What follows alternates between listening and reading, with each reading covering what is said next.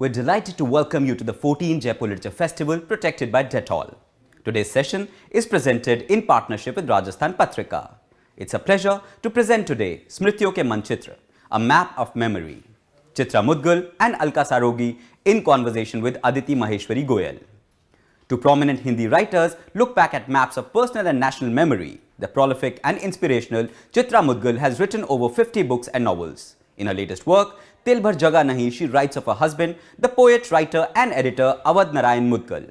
Alka Sarogi is one of the most beloved of Hindi writers and the author of numerous acclaimed works of fiction. Her most recent novel is the memorable Kulbhushan Ka Naam Darj Kijiye, a bestseller which has gone into second in print within 40 days of publication. Editor, publisher and academician Aditi Maheshwari Goyal speaks to them of history, memory and archiving and the interface of novels and narratives. Chitra Mudgal is the first Indian woman to receive the Vyas Samman for her novel Awan, hailed as one of the greatest literary works in Hindi. Awan, which has received worldwide acclaim, portrays the lives and times during the trade union movement during the time of Datta Samant.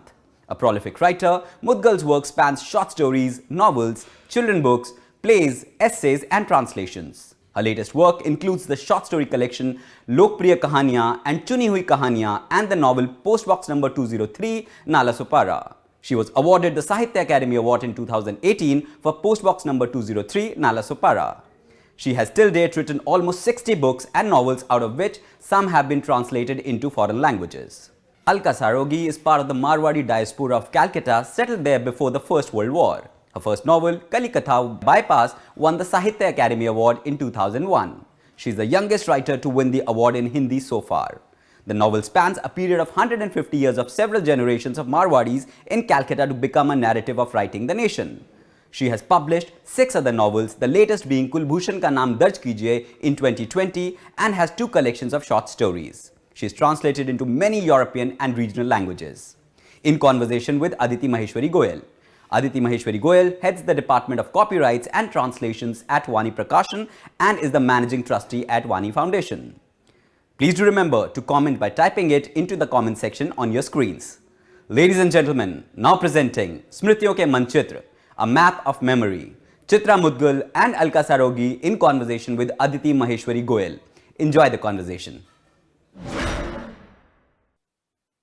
नमस्कार, मैं अदिति महेश्वरी गोयल आप सभी का Jaipur literature festival के front lawn में इस स्मृतियों के मानचित्र को खींचने वाले सत्र में स्वागत करती हूँ। जयपुर की गुलाबी धूप तो नहीं है हमारे साथ, दिग्गी पैलेस की रंग बिरंगी चाट पकौड़ी और जयपुरी चाय भी नहीं है हमारे साथ, लेकिन साहित्य की और किताबों की गर्माहट और बसंत है। आज हमारे साथ हैं अलका सारोगी जी और चित्रा मुदगल जी और हम बात करने जा रहे हैं स्मृतियों के मानचित्रों के बारे में। स्मृतियां क्या हैं? स्मृतियां क्या बुलबुलें हैं? स्मृतियां क्या जमीन पर या कागज पर खिंची रेखाएं हैं या स्मृतियां कुछ और हैं? बात शुरू करते हैं अलका जी से, जिनका नया उपन्यास कुलभूषण का नाम दर्ज कीजिए, जो वाणी प्रकाशन से प्रकाशित हुआ, उसने एक नए प्रकार का कथानक हमारे सामने रखा।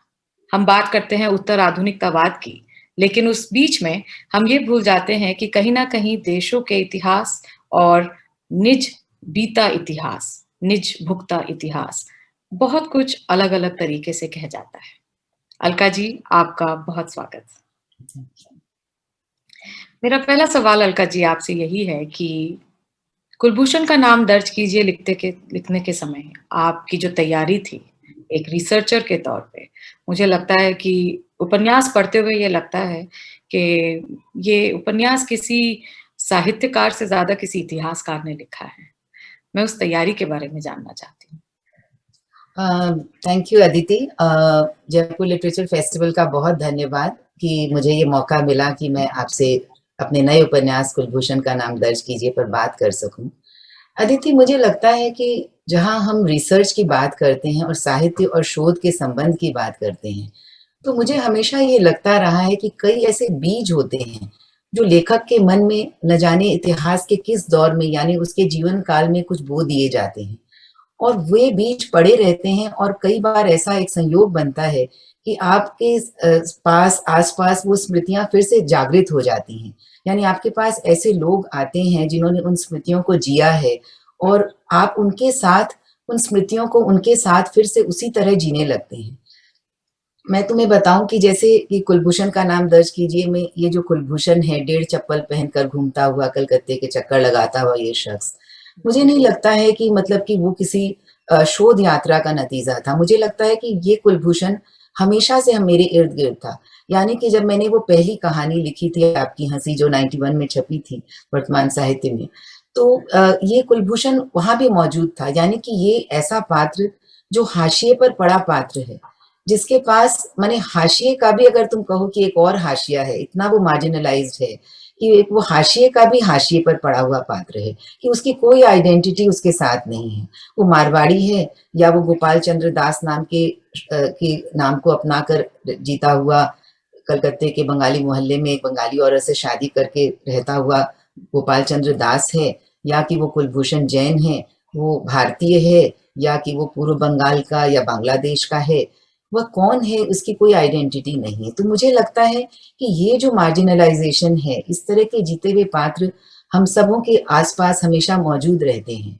और इतिहास की जो बड़ी घटनाएं होती हैं, यानी कि जिनके कारण ये सारी जिंदगियां विस्थापित होती हैं, तरह तरह की यातनाओं से गुजरती हैं, ये सारी जो स्मृतियां हैं वो अचानक आपके लिए इस तरह से एक रियल हो जाती हैं कि आप उन उन स्मृतियों में उतरते हुए ऑफ कोर्स आप पढ़ते हैं। यानी कि जो बहुत सारे लेख हैं, बहुत सारी फिल्में हैं, बांग्लादेश का जो मुक्ति युद्ध था उस पर बहुत सारी फिल्में बनी हुई हैं, बहुत सारी फिल्में मैंने देखी और बहुत सारी किताबें हैं जो माने नॉन फिक्शन से लेकर के और फिक्शन की किताबें भी हैं जिनको आप पढ़ते हैं। बहुत सारे लेख हैं क्योंकि रेफ्यूजीज पर बहुत काम हुआ है। यानी कि ये जो बंगाली रेफ्यूजी आए थे तो बहुत सारी जो वेबसाइट्स हैं शोध गंगा और एकेडेमिया एडू वगैरह, आप उनको भी पढ़ते हैं क्योंकि आप उस पूरी स्थिति को एक जान लेना चाहते हैं। उसका एक पूरा एक आपके सामने एक मानचित्र आपके लिए तैयार आप करते हैं। लेकिन वो मानचित्र जहां हम साहित्य की बात करते हैं तो मुझे नहीं लगता है कि मैंने जितना पढ़ा या जाना उसका 2% भी उसमें आता है। यानी कि जब हम लिखते हैं तब वो ज्यादा जो ओरल हिस्ट्रीज जो हम पढ़ते हैं, जो जो लोगों से जो हम बातचीत करते हैं जिनकी ओरल हिस्ट्रीज हमको पता चलती हैं, या कि जो हम पढ़ते हैं जिन लोगों ने कुछ लिखा है अपनी ओरल हिस्ट्रीज के बारे में और कुछ माने एक जो जिन यातनाओं से विस्थापन की यातनाओं से वो गुजरे हैं तो उनके बारे में उन्होंने जो लिखा है, दरअसल वो स्मृतियां आपके लिए एक बिंब का रूप धारण करके आपके साथ सोते जागते उठते बैठते चलने लग जाती हैं। और मेरा ख्याल है कि वो स्मृतियां ही बनती हैं जो असली मानचित्र उस कहानी का बनाती हैं, वरना शायद पाठक के अंदर भी वो उस तरह उतर नहीं सकती हैं। अब तो गूगल है, आप बहुत सारा सब कुछ जान सकते हैं, कहीं का भी बैठ करके आप कहीं पर कुछ भी आप लिख पढ़ सकते हैं। लेकिन मुझे लगता है कि जो साहित्य है वो जब तक जीवन बन के आपके अंदर नहीं धड़कता है तब तक वो रूप नहीं लेता है। वो कहानी वो आपको खुद उस यातना से गुजारता है। कहीं मैं भी वो ट्रक में बैठ करके दोबारा विस्थापित होती कुंती बूढ़ी बन जाती हूँ जो अब दंडकारण्य में दोबारा विस्थापित हो रही है। यानी कि उसका विस्थापन पहली बार हुआ था जब उसका पोता एक ट्रक में ही पैदा हुआ था 1947 में, जब वे लोग विस्थापित हो रहे थे तो वो पोता पैदा हुआ था और वो दोबारा जब विस्थापित होकर और गहन जंगलों में जा रही है, एक जमीन दी गई है रिफ्यूजियों को, तो वो कहती है कि देखो मेरा ये पोता उसी समय ट्रक में ही पैदा हुआ था, ट्रक को रोक करके इसकी डिलीवरी इसकी माँ की कराई गई थी। तो देखो कि ये ऐसे जब चांद निकलता है तो कहती कि देखो जब मैं ब्याह कर आई थी तो बिल्कुल ऐसा ही चांद मैंने देखा था। वो एक धान के खेतों में प्रतिबिंबित होता हुआ और एक धान के खेत से उठता हुआ। तो ये कुंती बूढ़ी मैं कहीं वो खुद हो जाती हूँ क्योंकि मैं सोचती हूँ कि ये जो विस्थापन है इसकी कितनी, ये जो दोहरा विस्थापन है और जो एक स्मृतियों में लौटना है इनका, मतलब तुमको अदिति मुझे कई बार ऐसा लगा कि इनके लिए पृथ्वी आगे नहीं बढ़ती है, वो पीछे घूमती है, वो उल्टी घूमती है। और ये सारे लोग जो विस्थापित होते हैं कहीं ना कहीं ये स्मृतियों के तोते होते हैं क्योंकि वो बार बार उन स्मृतियों को बार बार रिपीट करते हैं। आप जब उनसे बात करते हैं तो उनके चेहरे पर अपनी पुरानी बातें बताते समय एक बड़ी सुंदर सी मुस्कान उगाती है, और कहीं वो यातना गायब हो जाती है जो आगे आने वाली है। तो मुझे लगता है कि ये जो जो कहानी का जो ढांचा है, ये उसमें शोध का महत्व ज़रूर है, क्योंकि आपको उस पूरी जानकारी को जानना, पूरी उस इतिहास को जानना, उस दौर को जानना, उसकी महीन डिटेल्स को जानना भी बहुत ज़रूरी होता है। लेकिन असल में कहानी वहाँ से नहीं आती। कहानी कहानी उसको एक जीवंत पात्रों के अंदर से निकली हुई वो जो बिंब आपके अंदर बन जाते हैं और कहीं आपके ही जीवन का हिस्सा हो जाते हैं, कहानी वहाँ बनती है। ऐसे बिंबों का विभाजन के साथ एक पुराना नाता है। हमारे बीच टोबा टेक सिंह आज जी, भी जीवित है। अमिताभ घोष ने जब शैडो लाइन्स लिखी तो उसमें मागधा गुड़िया का जो पूरा प्रकरण था वो आज भी जिंदा है। बिल्कुल। और कुलभूषण भी हमेशा कालजयी रूप से हम सबके बीच जिंदा रहेगा। मैम ये भी जानना चाहती हूँ अलका जी कि जितना आपने इस पूरे उपन्यास को लिखने में इतिहास को खंगाला, जी। तो क्या कुछ इतिहास के साथ शिकायतें भी दायर हुई हैं आपके ज़हन में? या कहीं न कहीं कोई ऐसे आपको लगा कि इतिहास न्यायपरक नहीं रहा या इतिहास को और संवेदना के साथ कुछ पात्रों को देखना चाहिए था या किसी सामाजिक गतिविधि को और संवेदना के साथ देखना चाहिए? जी, ऐसा तो बिल्कुल लगा, क्योंकि देखिए पंजाब पार्टीशन पर बहुत सारा साहित्य है, और जो पंजाबी शरणार्थी थे उनके लिए भारत सरकार ने बहुत सारी व्यवस्थाएं की थी, जो कि बंगाल के शरणार्थियों के लिए नहीं की गई। तो ये तो मतलब जब मैं उन लेखों को मैं पढ़ रही थी, जब इन लोगों से मिल रही थी, तब ये समझ में बिल्कुल आ रहा था कि मतलब कि जो एक न्याय होना चाहिए था, देखिए वो बहुत बड़ा बर्डन था। माने किसी भी देश की सरकार के लिए इतने लोगों को एकोमोडेट करना, उनको जगह देना, बहुत सारे रेफ्यूजी कैंप्स बनाए गए। कई का नाम जैसे पीएल, एक किताब है बकुलतला पीएल, माने परमानेंट लायबिलिटी कैंप। तो माने जो बहुत बूढ़े थे, जो बहुत बच्चे थे, या जो औरतें असहाय थी, अकेली हो गई थी, उनके लिए ये कैंप्स थे। तो आप देखिए कि सरकार ने अपनी सीमाओं में बहुत कुछ किया भी, लेकिन वो काफी नहीं था, और इनका जो दर्द था, वो मेरे ख्याल से बहुत कम लिखा गया, बहुत कम जाना गया। और एक बार सरदार पटेल ने तो यहाँ तक कहा था कि बंगाली लोग सिर्फ रोना जानते हैं। वे मतलब उस तरह से क्योंकि वे पंजाबियों को देख रहे थे, जिनके लिए बहुत कुछ सरकार भी कर रही थी, और उनकी कर्मठता हम सब जानते हैं, वे कहानियाँ। तो ऐसा भी एक इम्प्रेशन था कि जो बंगाली है वो मतलब वो रो रहा है, और वो कुछ उठा करके कुछ अपना भविष्य फिर से बनाने के लिए तैयार नहीं। तो ऐसे जो स्टीरियोटाइप्स भी हमारे दिमाग में बन जाते हैं किसी भी जाति के लिए, तो ये तो बार-बार ये शिकायतें आती भी हैं कि मतलब कि हमारे लिए कुछ किया नहीं गया, या इस तरह का कुछ हुआ नहीं जैसा होना चाहिए था, जो दंडकारण्य में भेजा गया बंगाल के शरणार्थी को। तो आप सोचिए कि 700 नदियों का देश है पूर्व बंगाल, और वहां से ऐसी धरती पर जहां बिल्कुल गर्मियों में 45 डिग्री टेम्परेचर होता है, रायपुर का जो माना कैंप है, तो उसमें कुलभूषण जब अपने एक बंगाली मित्र से मिलता है, जिसके साथ उसका कुछ कारोबार भी होता था, तो जी। वो उसको पहचान नहीं पाता है। ऐसे लगता है कि जैसे उस पूरा रंग उड़ा हुआ और सिकुड़ा हुआ उसी व्यक्ति का अवतार हो। उसके सारे बाल सफेद हो गए हैं। वो ऐसे लगता है कि जैसे वो कोई और व्यक्ति बन गया।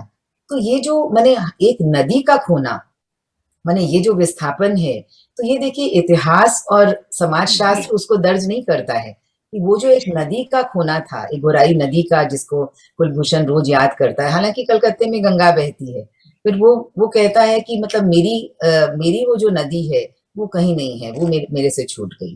तो ये जो यातनाएं हैं, ये इतनी स्तरों पर यातनाएं हैं, और फिर जो रिश्ते और जो बहुत सारी जो हमारी सेंसिबिलिटीज होती हैं कि मतलब कि क्या सुंदर है, क्या अच्छा है, क्या मतलब जो सब कुछ माने जैसे एक बिल्कुल बदल जाता है।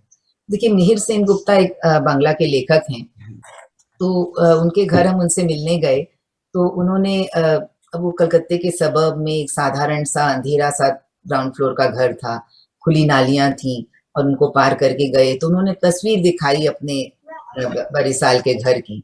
तो मतलब उनमें उसमें एक जमीन आसमान का अंतर है।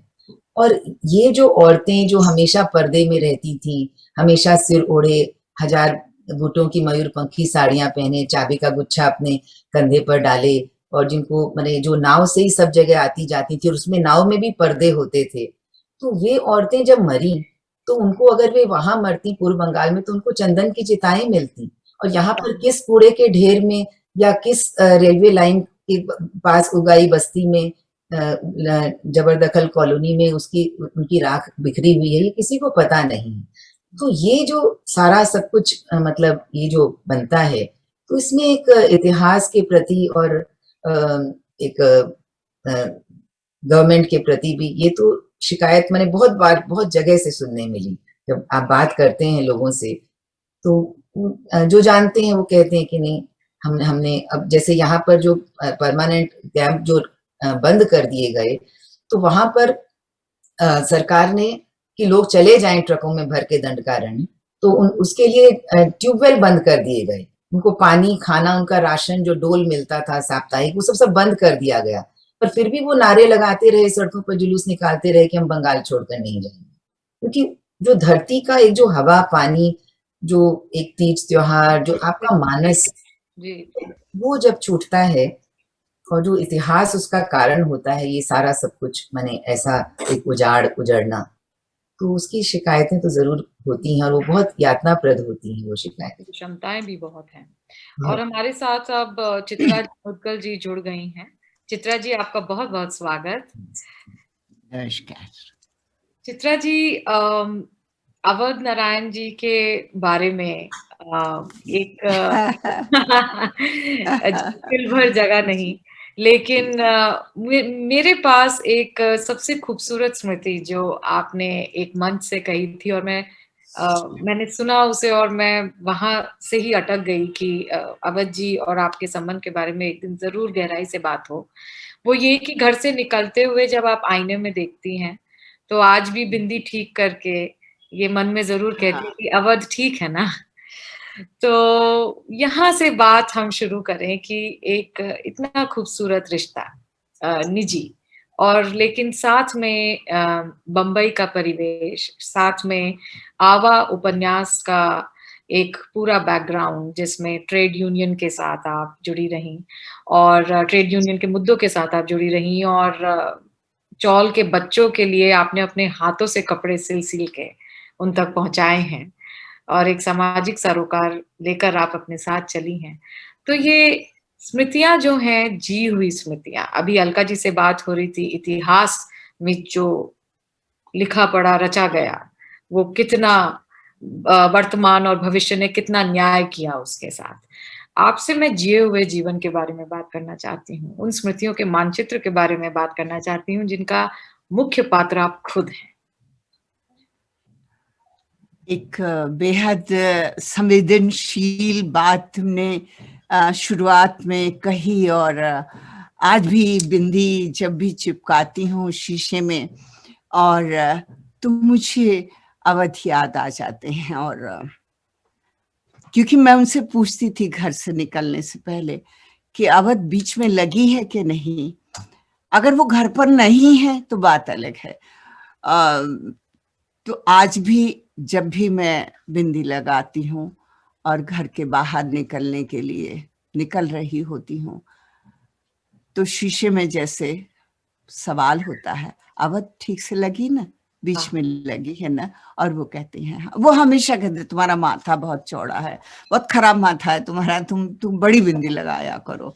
जबकि मेरे बच्चे जब छोटे थे, माँ इतनी बड़ी बिंदी क्यों लगाती हो तुम, ना छोटी बिंदी लगाओ। बहरहाल ये जिंदगी के ऐसे पक्ष हैं। आज भी अवध को साथ इसीलिए पाती हूँ कि जब भी शीशे के सामने होती हूँ तो, और हमेशा जैसे लगता है कि मेरे साथ हैं, माथे पर उनके चुंबन है उनका। और जिंदगी मैंने जो चुनी, एक ऐसे घर से निकल करके चुनी अदिति जी, जिसकी अब आप लोग सिर्फ कल्पना ही कर सकते हैं।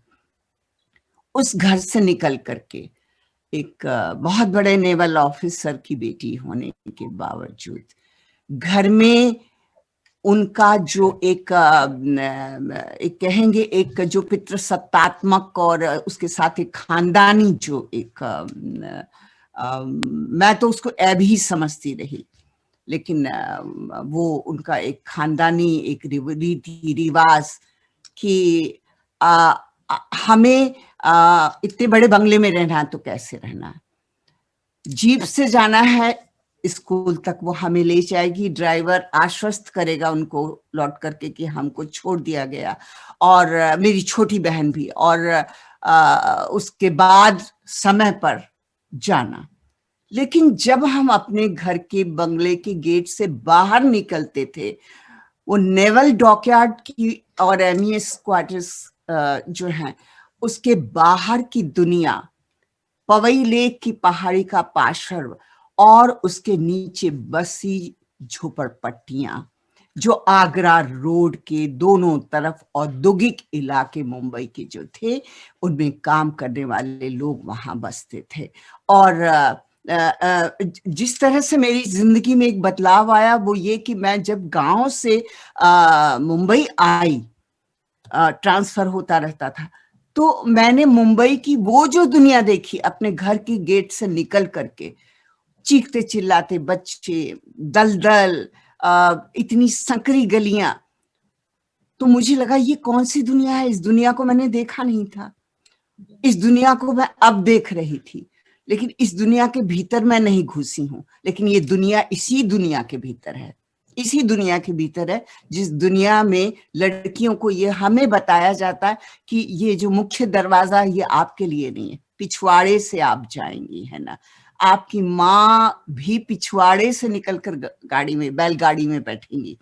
तो ये इन सारी चीजों के साथ जब एक लड़की अपनी चेतना के पट धीरे धीरे खोलना शुरू करती है, वो पट खुलते हैं दत्ता सामंत से मिलने के बाद, कि तुम उस गली से निकलती हो ना स्कूल के लिए, तुम कभी उतर के आओ, जैसे ही तुम्हारी गाड़ी ऐसे मुड़ेगी जोचिम कंपाउंड, उसके नीचे ही ऐसे उतर करके ऑफिस है कामगारा घाटी का।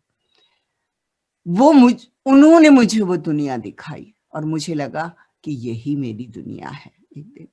और उसी दुनिया के लिए मैंने झूठ बोला घर में, ड्राइवर को पट्टी पढ़ाते थे ऐसे बोल देना, है ना, क्योंकि मेरी माँ देहातन, सीधी सादी, बड़े तालुकेदार घराने की, लेकिन बावजूद इसके घर में शिक्षा पाई उन्होंने।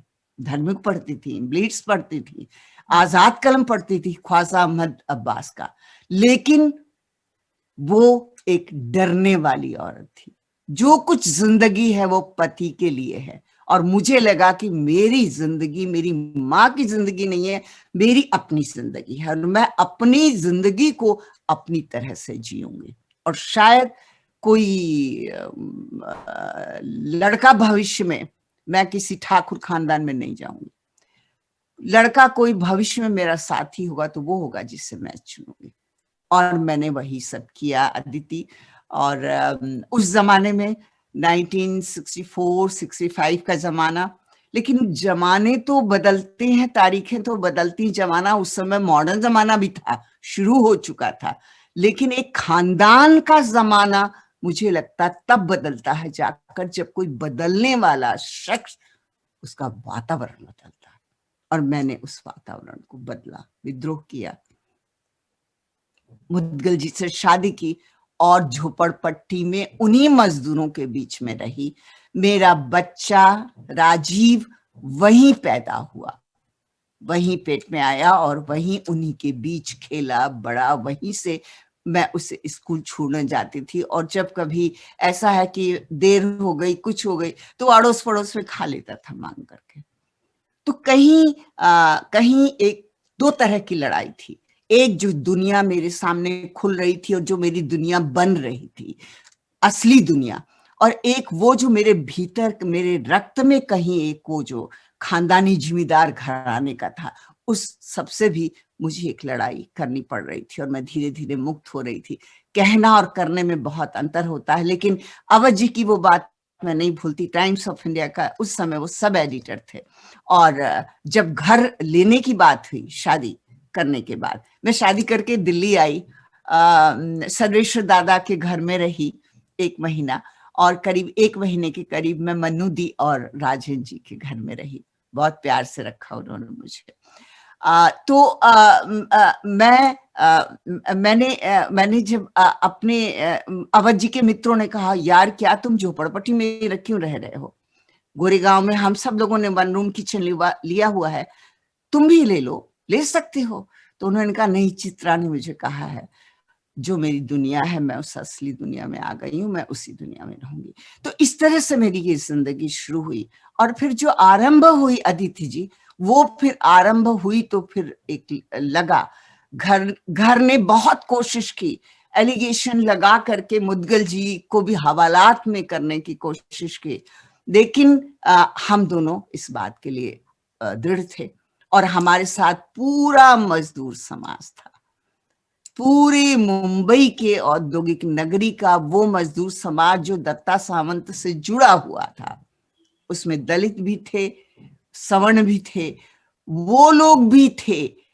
होरी, धनिया, गोबर, जो गोदान के पात्र थे, जो गांव से जिमीदारों के आतंक और महाजनी सभ्यता को के लिए गिरवी होकर के और बेरोजगार होकर के और रोजगार के लिए मुंबई की औद्योगिक नगरी में आए थे। एक फर्क मुझे लगा, नव जागरण 1822 में बंगाल में जब शुरू हुआ, राजा राम मोहन राय ने हिंदू धर्म की तमाम कुरीतियों के प्रति लड़ाई लड़ी।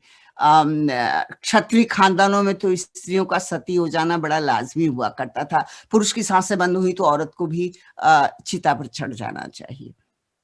लेकिन उन्होंने इसका विरोध किया और वहां ईश्वर चंद्र विद्यासागर ने उसी समय काल में ये महसूस किया कि ये गलत हो रहा है और लड़कियों की शिक्षा बहुत जरूरी है। और उन्होंने बेथुन साहब जो ईस्ट इंडिया कंपनी से जुड़े थे, उनके साथ मिलकर के स्कूल खोले 40-50 गांव में बंगाल के आसपास। लेकिन और उसी के साथ समांतर महाराष्ट्र में नवजागरण की शुरुआत हो चुकी थी। और हिंदी पट्टी में तो 1850 के बाद हरीश भारतेंदु जी के बाद शुरू हुआ, पिछड़ा हुआ इलाका रहा वो। तो महाराष्ट्र की चेतना, जो स्त्री चेतना थी, जो जागरूकता थी, वो हमेशा ये अचरज करती थी। जब हम लोग बैठते थे, मड़ालताई गोरे और प्रमलाताई दंडवते, तो हम लोग ये बात करते थे, वो लोग ये बात करते थे, हम तो बच्चे थे तब, तो वो लोग ये बात करते थे कि गजब है, गजब है, जो बंगाल से हमारे पास नवचेतना आई, उस नवचेतना में इतना उससे वितृष्णा होती है कि बंगाल अब तक 1962 तक, 63 तक, 65 तक जब भी जाना हुआ, वहां आदमी आदमी के ऊपर सवार होकर के चलता था। यानी रिक्शे तांगे चलते थे, जो उसमें बिहार का आदमी, भूखा आदमी जो है, उसको बैलों की तरह, घोड़े की तरह खींचता था, और बंगाल का व्यक्ति, बंगाल का नागरिक सवारी करता था। लेकिन ये महाराष्ट्र में नहीं ऐसा हुआ। महाराष्ट्र में जिन चीजों के प्रति कहीं ना कहीं एक सामाजिक विषमता का आभास हुआ, उस सामाजिक विषमता के लिए लड़ाई हुई। और यही हम पाते हैं कि वो समय था जब मालती बाई बेड़ेकर से लेके पंडित रमाबाई तक, और उसके बाद जो दलित आंदोलन की शुरुआत बाद में एक आंदोलन बनी सचमुच में, लेकिन वो आंदोलन तो शुरू हो चुका था सावित्रीबाई फुले के माध्यम से, और दलित लड़कियों का पढ़ना शुरू हो गया था। तो ये एक ऐसे महाराष्ट्र के ऐसे समाज से जो सामना हुआ, उसने हमेशा ये ताकत दी कि अपनी लड़ाई तो अपनी होती है, लेकिन अपनी लड़ाई तब तक अपनी नहीं हो पाती है जब तक हम औरों की लड़ाई नहीं लड़ते। और हम भी उसके एक सैनिक बने अदिति जी, और बाकायदा वो थप्पड़ याद है पिता का, जब मैं भांडू पुलिस स्टेशन में इंडियन लिंक चेन की स्ट्राइक थी, और कुछ नहीं होता था, 1-2 घंटे के लिए पकड़ के ले जाते थे भर करके वैन में पुलिस वाले, और 1-2 घंटे 1.5 घंटे बाद जो है, वो जैसे वो बकरियों का बाड़ा खुलता है ना, भेड़ों का, वैसे खोल दिया जाता था, सब अपने अपने घर चले जाते थे। लेकिन उनको खबर लग गई और वो पहुंचे, उन्होंने मुझे लिया और वहीं सबके बीच एक थप्पड़ मारा कि खानदान की नाक की तुम्हें परवाह नहीं है, तुम नाम डुबो दोगी। नाम मैं नहीं ले रही हूं अपने खानदान का। तो ये इन स्थितियों से गुजर के फिर भी कहीं वो कम नहीं हुई, वो कम नहीं हुई जो जो जिसके लिए हमें लड़ने के लिए हम सन्नद्ध रहे, और सन्नद्ध किया दूसरों ने। हम तो, हमारे घर ने हमको नहीं सिखाया, ये उन लोगों ने सिखाया जो समाज को अपना जीवन दे चुके थे। और राइटर वर्ग भी आप देखेंगे, लेखक वर्ग भी जो महाराष्ट्र का लेखक वर्ग रहा है वो बंगाल के लेखकों से अलग रहा है। शरद बाबू प्रेम कथाएं लिखते रहे, लेकिन महाराष्ट्र का लेखक जो है वो दलितों की कहानियां लिखता रहा, और दलितों ने पूरे देश में एक दलित जागरण फैलाया। और आप देखते हैं कि महाराष्ट्र इसमें सबसे आगे रहा उनकी लड़ाई में, और हिंदी में भी वो बाद में आया। राजेंद्र जी ने इसकी वो की, एक तरह से इसको आंदोलन बनाया, लेकिन कमलेश्वर जी पहले बना चुके थे सारिका के माध्यम से। तो साहित्य में, हिंदी साहित्य में इस तरह से आया। तो जो कुछ समाज में हो रहा था उसका विरोध साहित्य में भी बराबर हो रहा था महाराष्ट्र में, और हिंदी में भी आरंभ हुआ, और लोगों ने लिखना शुरू किया। और आज तो हमारे पास ओम प्रकाश वाल्मीकि से लेके शिवराज सिंह बेचैन तक, और लड़कियां, वो लड़कियां, उन लड़कियों में कहाँ उर्मिला पवार की आत्मा आ समाई कि थोरात धर्मवीर जब बोल रहे थे स्त्रियों को, दलित अपनी ही घर की बेटियों, महिलाओं के बारे में कह रहे थे कि वो ये होती, वो होती, उन लोगों ने चप्पल फेंक के मारी थी। मैं वो दृष्टांत बताना नहीं चाहती, मैं वहां मौजूद थी। और तो स्त्री सशक्तिकरण, स्त्री जिस तरह से चल करके आया और जहां पहुंचा, आज तो पूरे देश की स्त्रियां जो भी वर्जित क्षेत्र थे उनके लिए, साहित्य ही नहीं, जो भी वर्जित क्षेत्र, लड़कियां डॉक्टर बन रही हैं, इंजीनियर बन रही हैं, पुलिस कमिश्नर बन रही हैं, और अदिति तो सामने आप बैठी हैं, प्रकाशन संभाल रही है। तो सबके बीच मेरा जो जी, एक सवाल और निकला है आपके लिए चित्रा जी, वो ये है कि हाशिए पर जो समाज की एक इकाई रही, आज जब हम किसान आंदोलन देखते हैं, तो ये तो बात सही है कि महाराष्ट्र हो या तमिलनाडु हो या फिर केरला हो, यहाँ पर जिस प्रकार से एलजीबीटीक्यू मूवमेंट हो या फेमिनिस्ट मूवमेंट हो या दलित आंदोलन हो, यहाँ से जो आवाजें निकली, उन आवाजों ने पूरे देश के मानचित्र पर, एक अकादमिक और सामाजिक मानचित्र पर गहरी छाप छोड़ी। आप दोनों वरिष्ठ लेखिकाएं हैं और सामाजिक रूप से बहुत सजग हैं, और अपने सरोकार को बहुत सुलझे हुए तरीके से युवा पीढ़ी के साथ साझा करती हैं।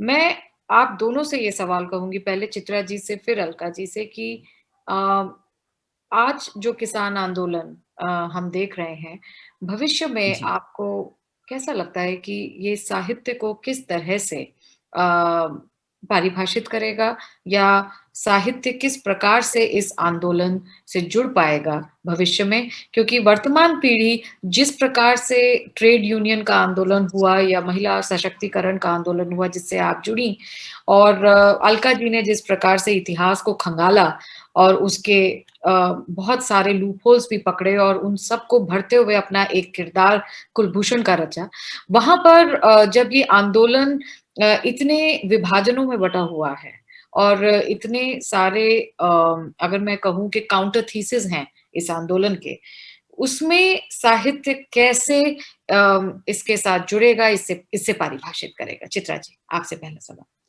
देखिए, बहुत बड़ा प्रश्न है, और आज के वक्त में अदिति जी इस प्रश्न से अलग साहित्यकार नहीं हट सकता है, अलग नहीं हट सकता है, उसको सोचना पड़ेगा।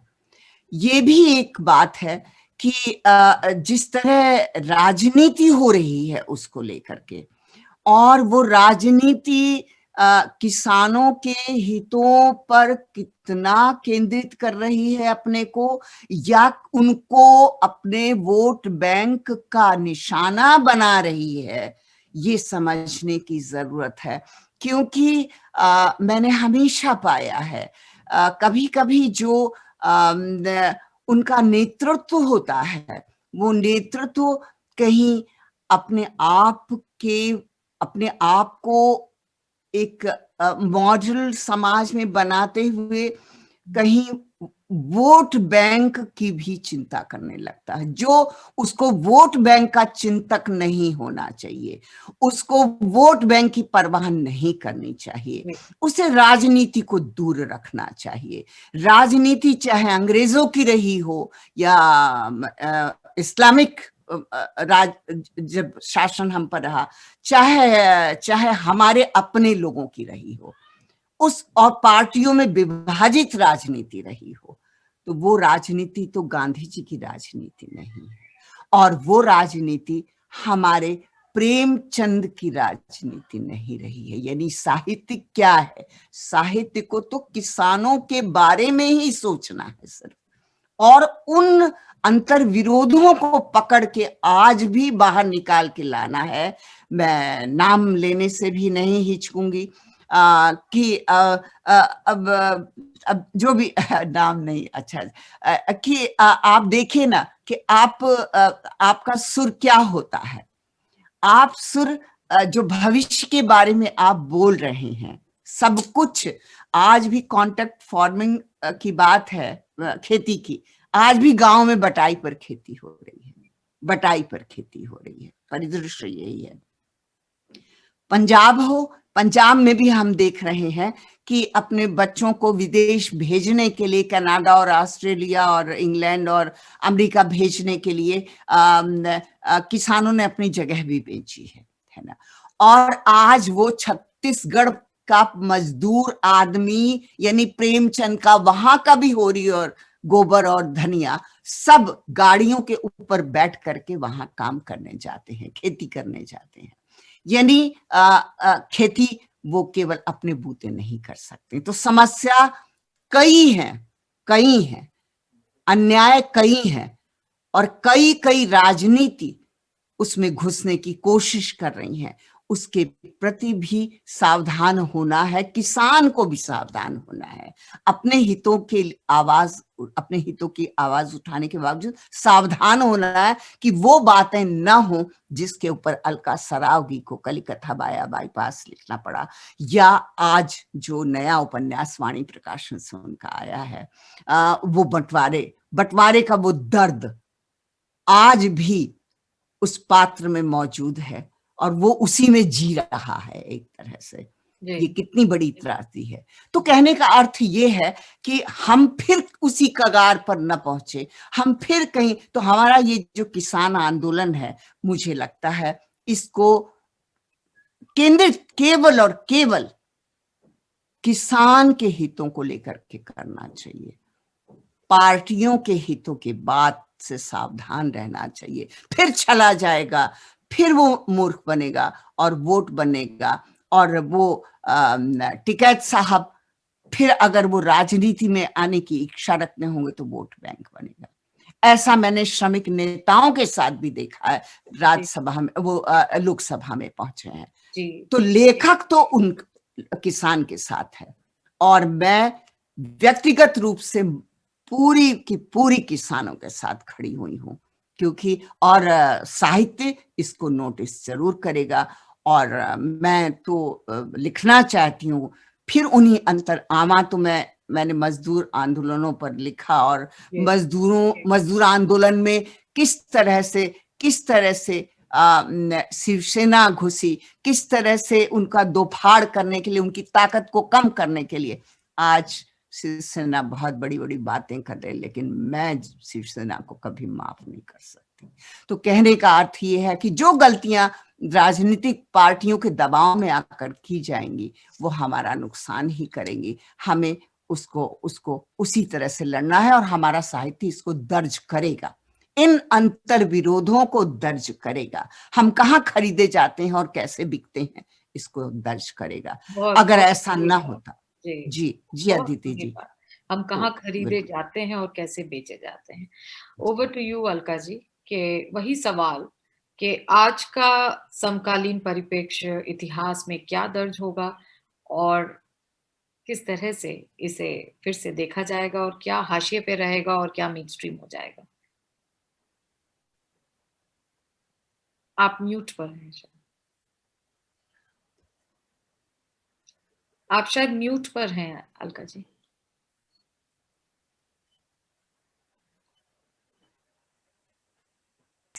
जी तो मैं ये कह रही थी कि किसान आंदोलन के जो बहुत सारे नैरेटिव्स हैं हमारे सामने मौजूद हैं, जिसमें हम बहुत सारी चीजों को दरअसल समझ नहीं पाते हैं कि कितना इसमें वोट बैंक की राजनीति है या सचमुच किसान का कितना दर्द है। ये वही किसान है जो इतने सालों से आप सुन रहे हैं कि किसान ने आत्महत्या कर ली। महाराष्ट्र के किसानों का तो अक्सर देश के विभिन्न भागों से आता है। तो ये जो बहुत सारे जो किस्से आते हैं, और एक जो किसान है वो ट्रैक्टर पर बैठा हुआ किसान है या वो अपनी खोरी की तरह, या वो जमीन जोतता हुआ किसान है, बटाई पर जोतता हुआ किसान है, वो कितना उसमें पूंजी लगी हुई है या उसमें उसके वो कितना पूंजी विहीन है, वो कितना अधिक शोषित है। तो मेरे ख्याल से ये जो बहुत एक ऑफस्केशन है, यानी कि बहुत सारी चीजें जो है वो बहुत धुंधली हैं। कि मतलब कि देखिए, एक व्यक्ति के तौर पे जैसा कि चित्रा जी ने भी कहा, और एक साहित्यकार के तौर पर निश्चित तौर पर हम उसके साथ खड़े हैं जो शोषित है। और लेकिन ये जो पूरे जो इतने सारे नैरेटिव्स बनाए जा रहे हैं उसके शोषण को या उसकी यातना को या उसकी जरूरतों को एक धुंधला बनाते हुए जो बहुत सारे नैरेटिव्स खड़े किए जा रहे हैं, तो मुझे लगता है कि उन नैरेटिव्स पे भी एक क्वेश्चन मार्क खड़ा होता है कि क्या वो कितना सचमुच में वो किसके हित में खड़ा है। वो जो नैरेटिव खड़ा है वो किसके हित में है, इस नैरेटिव पर भी प्रश्न चिन्ह लगाने की जरूरत लगती है। बहुत सुंदर। इस बीच चित्रा जी के लिए हमारे पास एक सवाल है। तो Akanksha asked Chitra ji that as you can see what is happening with fellow women who are daring to stand up against the government, how do I, as a 21-year-old woman, stand up against all that is going wrong in this country? मुझे लगता है कि इसके लिए सबसे ज्यादा जरूरी है कि हम अपने चेतना के प्रकोष्ठों की चौखटों को खोल कर रखें। हम किसी भी उम्र के मोड़ पर हों, हम कुछ भी कर रहे हों, हम अति साधारण गृहिणी हों, लेकिन मुझे लगता है आज का जो वक्त है, आज का जो समय है, हमने एक लंबी बीमारी को झेला है और आगे भी वो प्रतिरूप बदल करके वो बीमारी कह रहे हैं कि लौट रही है। एक खलबलाहट है और एक चिंता है। मैं हमेशा अपनी नई पीढ़ी को लेकर के चिंतित हूँ और मुझे लगता है कि मेरी नई पीढ़ी ऐसे संक्रमणों से टकराने जा रही है जिन संक्रमणों से उसको बचना चाहिए था, उसका बचे रहना जरूरी है। तो मुझे लगता है कि आकांक्षा जी, इसका जवाब आपके अपने भीतर ही है और आपको अपने भीतर सोचना होगा कि इसको आप अपनी चेतना के प्रकोष्ठों को किस तरह से खोलें और किस तरह से जुड़ें और किस तरह से चीजों को समझें, क्योंकि विवेक कोई आपको देता नहीं है, समझ देता है। और वो समझ कहीं ना कहीं आपको विवेकपूर्ण बनाती है, उस धुंधले को साफ करती है। मैं सूत्रों में बात करती हुई आपको लग सकती हूँ, लेकिन मैं जानती हूँ कि नई पीढ़ी 21 वर्ष की आप हो या 30 वर्ष, आप बहुत समझदार हैं। एक पहल की जरूरत है। इस बीच बहुत धन्यवाद मैम। आकांक्षा मिश्रा जी का भी एक सवाल आया है अलका जी के लिए। Dear Alka Saraogi, how can the East Indian community destigmatize the word refugee? और इससे पहले दुर्गा प्रसाद अग्रवाल जी, जो हिंदी के वरिष्ठ लेखक आलोचक हैं, उन्होंने भी चित्रा जी के लिए एक मैसेज भेजा कि जब हमने प्रजातांत्रिक व्यवस्था को स्वीकार कर ही लिया है तो राजनीति को कैसे दूर रख सकते हैं। प्रश्न ये होना चाहिए कि किसानों की जो समस्याएं हैं उन्हें कैसे दूर किया जाए। तो मेरे ख्याल से आपके पिछले जवाब में यही बात दुर्गा प्रसाद जी की है और बात है, समझने की जरूरत। था। जी जी जी, अब ये सवाल अलका जी के लिए, how to destigmatise the whole concept of a refugee. देखिए, ये बहुत ही मुश्किल सवाल है। अभी मैं सुदीप चक्रवर्ती की किताब पढ़ रही थी, द बंगालीज। इनफैक्ट मैंने कुलभूषण लिखते हुए उस किताब को खरीदा और सुदीप चक्रवर्ती से मेरी मुलाकात भी हुई। अंग्रेजी के काफी नामी लेखक हैं। तो उन्होंने एक उसमें वो जिक्र करते हैं कि दिल्ली में पत्रकार रहे, अभी गोवा में रहते हैं। तो और वो बांग्लादेश के उसी कुष्टिया से हैं जिसकी कहानी, जो कुलभूषण की कहानी, उसमें उनकी भी परिवार की कहानी आती है। तो वो कहते हैं कि मतलब कि कहीं कुछ पत्थरों का कुछ जमावड़ा था दिल्ली में और वो खा रहे थे, तो किसी ने कहा कि देखो भूखा बंगाली। तो उन्होंने कहा कि ये जो भूखा बंगाली है, ये मतलब मेरे कलेजे में मतलब एक पत्थर की तरह से लगा, कि मतलब कि एक हमारी जो इमेज है, और मतलब कि आपको बहुत सारी ऐसे ऐतिहासिक कारण होते हैं, ऐसे सामाजिक कारण होते हैं कि आपको आपको विस्थापित होना आपकी चॉइस नहीं थी। विस्थापन उनकी चॉइस नहीं थी, विस्थापन उनकी मजबूरी थी, उस यातना से गुजरना उनकी मजबूरी थी। लेकिन ये जो स्टीरियोटाइप्स बन जाते हैं, तो देखिए अब मुझे लगता है कि डीस्टिग्मेटाइज करना तो माने ये समय ही करता है।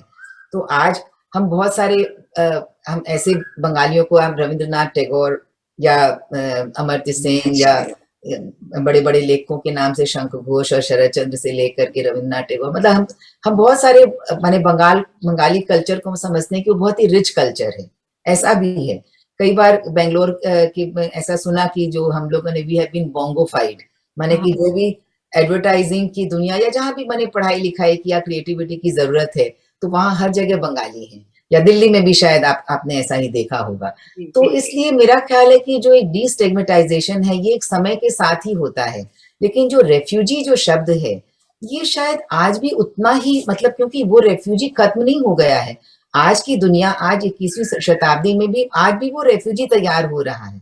हम देख रहे हैं कि हमारे ही देश में आपके रोहिंग्या रेफ्यूजीज दुनिया भर के हैं, या मैंने जो सीरिया में जो हुआ, तो ये जो हो रहा है लगातार, आप सुनते हैं कि रेफ्यूजीज भाग रहे थे और नौका डूब गई और इतने लोग समुद्र में डूब गए, या उस बच्चे की तस्वीर जो रेत पर औंधा पड़ा है छोटा।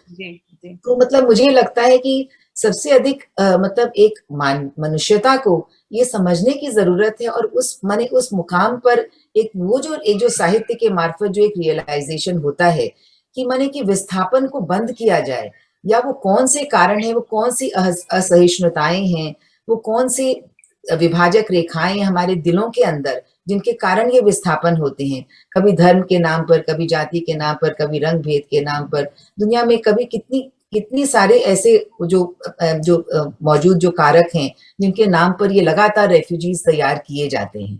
तो मुझे लगता है कि कुलभूषण की भी जो कथा है, कहीं ना कहीं वो इस एक रेफ्यूजी शब्द के पीछे जो यातना छिपी है एक व्यक्ति की, अपनी जड़ों से उखाड़ दिए जाने की, अपनी पहचान खो जाने की, अपनी नदी खो जाने की, अपनी वो हवा पानी खो जाने की, उस यातना को, अपनी भाषा खो जाने की, अपनी एक नागरिकता खो जाने की, उन सारे सवालों को सामने रखती है कि एक रेफ्यूजी होकर जीना कितना कितना यातनाप्रद है। बिल्कुल। सो इसके साथ हम इस सेशन को समापन की ओर ले जा रहे हैं। मुझे लगता है कि एपोलिटिसाइज करना किसी आंदोलन को, रेफ्यूजी को डीस्टिग्मेटाइज करना या डीकोलोनाइज करना खुद को, आज भी उतने ही बड़े सवाल हैं जितने 50 साल या 100 साल पुराने थे। और इसके साथ, क्योंकि समय सीमा है हमारे साथ, तो मैं अलका जी और चित्रा जी, आप दोनों को बहुत-बहुत धन्यवाद जयपुर लिटरेचर फेस्टिवल की ओर से, अभिनंदन आपका। और ये साहित्य का संसार इसी तरह आगे बढ़ता रहे। पैंडेमिक है, लेकिन हम सब साथ हैं और साथ में जूझ रहे हैं इन सब से। आप सभी का बहुत आभार। जयपुर लिटरेचर फेस्टिवल को मेरी बहुत बहुत बहुत शुभकामनाएं।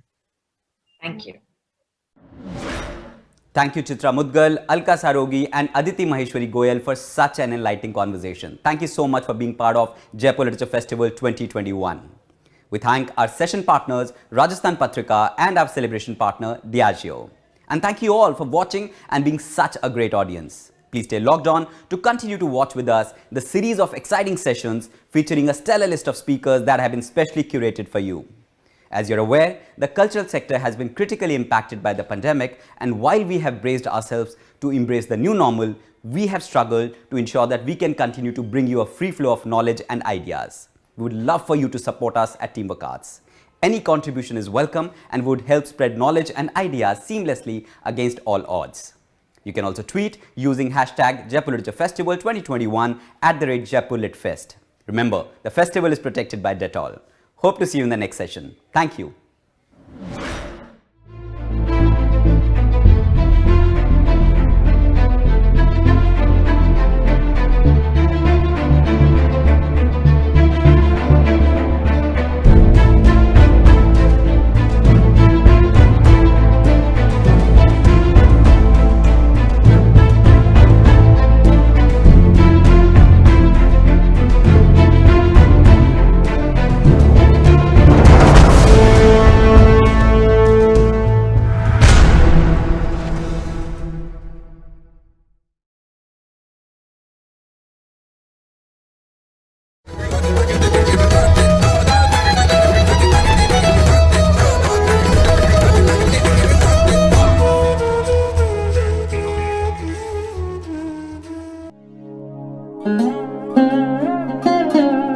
Welcome to the 14th Jaipur Literature Festival.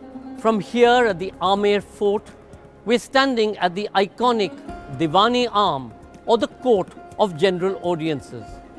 Behind me is where the Maharaja used to receive his citizens from across the state who used to bring to him petitions. What better place than to bring to you our festival each year? I know we would have loved to have you all here, but unfortunately this year we are trying to get a sense of history and culture and tradition of this great state of Rajasthan and Jaipur to your homes. We'd like to acknowledge the Department of Archaeology and Museums who look after and maintain these wonderful buildings and heritage and historic monuments for us, and of course the Department of Art and Culture.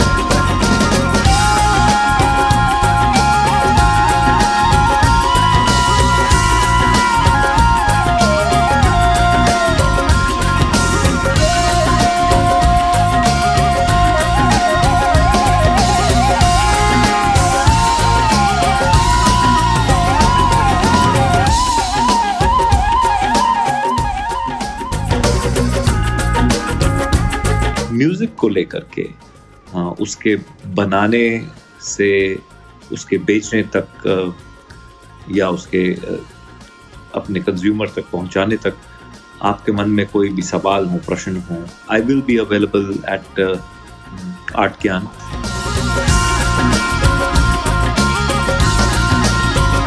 Singer or not, this class will be very useful to you as it will help you communicate more clearly, hone the power of your voice and use it more effectively.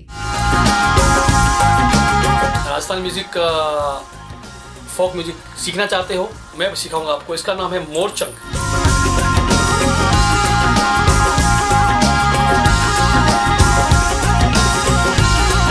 I personally connect to dance and music beautifully. I would love to take you all on that journey and share my knowledge with you. Hi, I'm Swati Iyengar. I'm a Bharatanatyam dancer and practitioner from the past 15 years.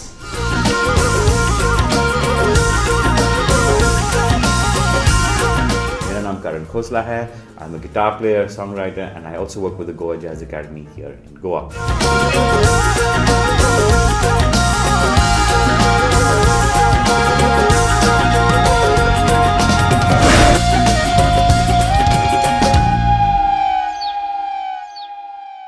We are honored and delighted to present the rich, diverse literary traditions of India in the Sahitya Swarmala.